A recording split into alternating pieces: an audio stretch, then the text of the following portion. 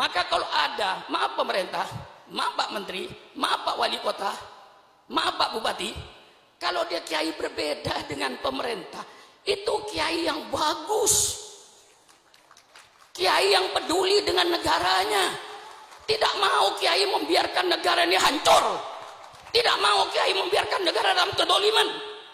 Kiai tegur, kiai yang negor ini kiai yang baik, yang cinta negara, cinta bangsa. Kalau ada kiai berbeda, jangan ditangkap, jangan dipenjara.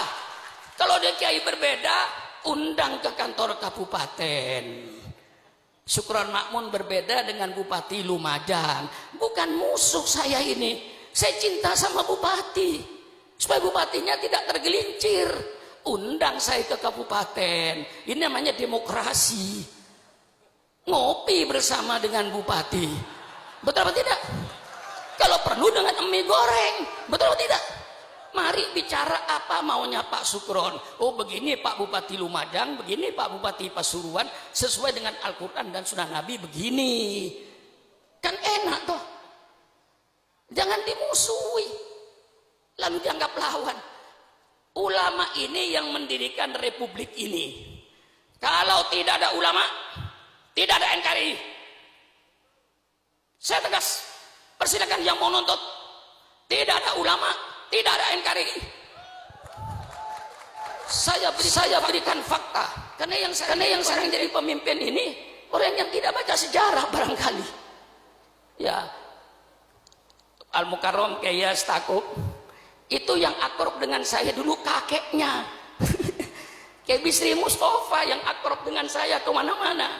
Lalu dengan Kiai Ulil Bisrinya, sekarang cucunya.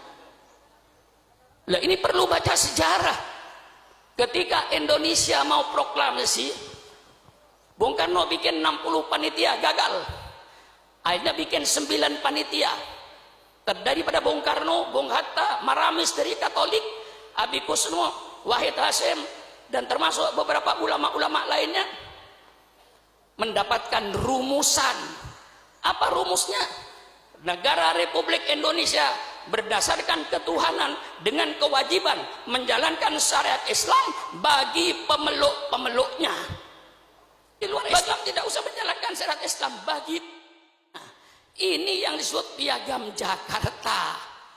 Dengan mendapatkan satu format yang jelas, negara Republik Indonesia berdasarkan ketuhanan dengan kewajiban menjalankan syariat Islam bagi pemeluknya.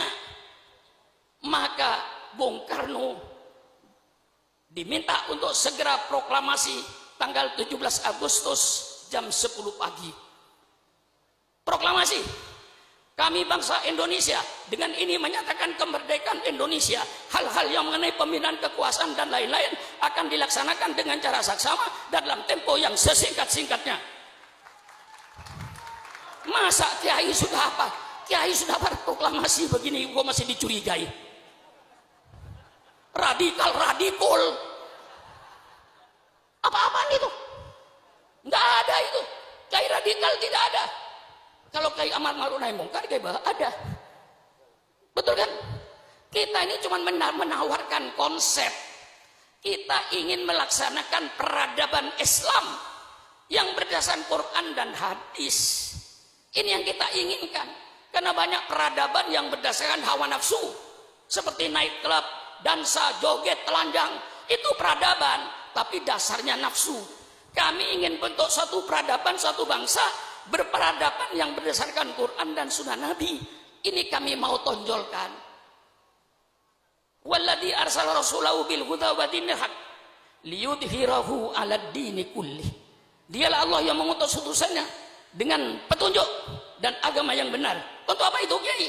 Liyudhhirahu, untuk diperlihatkan kepada bangsa Indonesia, ini syariat Islam.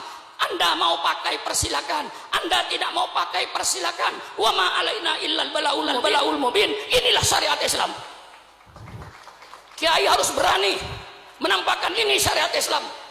Bagaimana syariat Islam dalam berkeluarga, bagaimana syariat Islam dalam bermasyarakat, bagaimana syariat Islam dalam ekonomi, bagaimana syariat Islam dalam politik. Semua Islam ada. Jangan dikira tidak ada. Yang sekarang pada kiai pada takut bicara politik. Kiai yang melarang politik itu dulu Belanda. Karena Belanda ingin menjajah Indonesia. Kiai dilarang baca politik, tidak boleh bicara politik di masjid, di majelis taklim dan lain-lainnya. Itu yang melarang bicara politik Belanda. Kalau sekarang masih ada orang yang melarang kiai bicara politik, itu berarti sisa-sisa Belanda. Jelaskan? Jelaskan? Itu sisa-sisa Belanda itu. Persilakan. Kalau kiai sayang negara, kalau kiai cinta sama NKRI, saatnya kiai bicara politik. Politik Al-Quran, politik sunnah Rasulullah, bukan politik kebohongan, bukan pencitraan, tapi kejujuran politik yang diminta itu. Betul apa tidak? Persilakan kiai bicara politik.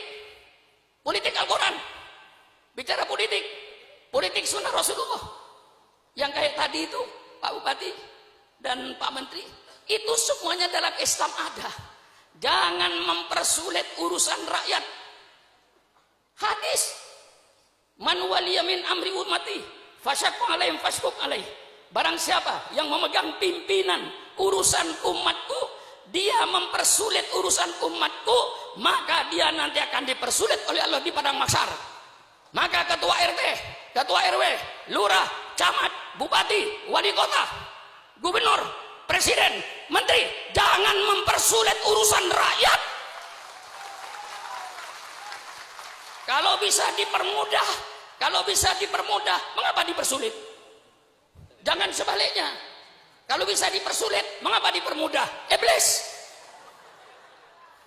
Nah ini, betul? Betul ya Pak? Kalau bisa dipersulit, kalau bisa dipermudah, mengapa dipersulit? Man waliya min amri ummatih fasaqwan fasquq alaih. Man yasta'illahu ru'yatan yamutu yauma yamutu. Wa wasul li ru'yatihi haramallahu alaihil jannah. Ini hadis politik. Ayo bicara dengan orang-orang politik. Saya undang ke rumah. Ayo bicara politik dengan Syukuran Makmun. Ini hadis politik.